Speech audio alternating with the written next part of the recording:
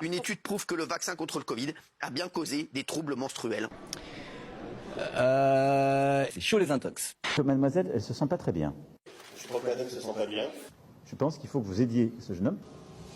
Je pense qu'il faut aider. Il faut mettre une chaise. Parce que sinon vous allez tomber. Je sais comment ça se passe moi ici.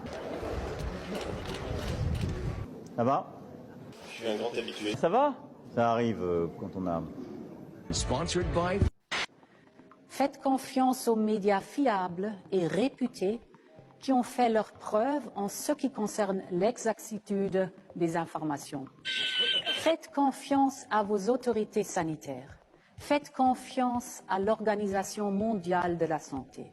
Les médecins, que vous disent-ils? Ils ne veulent pas entendre ça? Ça dépend, il y en a avec qui j'en parle beaucoup. Il y a une gynécologue belge avec laquelle je travaille énormément pour rouer mon cycle, qui elle me dit que c'est un inédit, qu'elle n'a jamais vu ça dans sa patientèle. Et quand j'ai été invitée au Parlement européen, elle s'est jointe à moi pour faire une émission, puis elle a été convoquée par le Conseil de l'Ordre des médecins en Belgique juste après.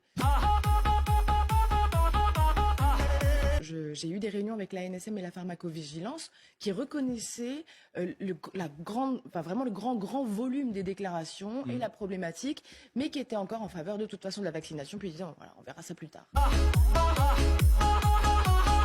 Ce qui est très grave avec ce silence, en fait, c'est qu'il y a beaucoup de femmes qui souffrent, on ne veut pas en parler, elles ne sont pas soignées. Moi, j'ai reçu le témoignage d'une dame de 92 ans qui était toute seule chez elle. Elle me dit, je ne comprends pas, je saigne. Ma petite fille m'a montré votre compte Instagram. Depuis le vaccin, je saigne. C'est quand même pas normal. Et ça fait que les femmes, elles sont isolées, qu'elles sont seules et qu'elles ont très très peur. Bon, vous avez eu combien de témoignages? J'en ai quasiment 9000. En étant extrêmement censurée. C'est-à-dire? Je sais que si vous cherchez mon compte Instagram, par exemple, vous n'allez pas le trouver.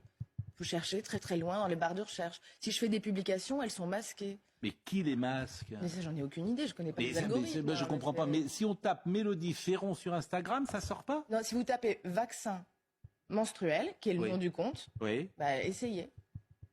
Bon. Et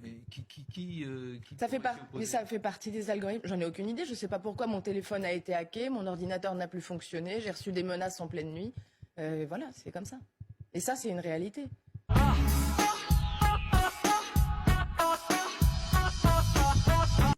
Les entreprises du secteur des médias sociaux doivent partager les informations avec la communauté des vérifications des faits, les fact-checkers, afin qu'ensemble, nous puissions démanteler ces rumeurs dangereuses.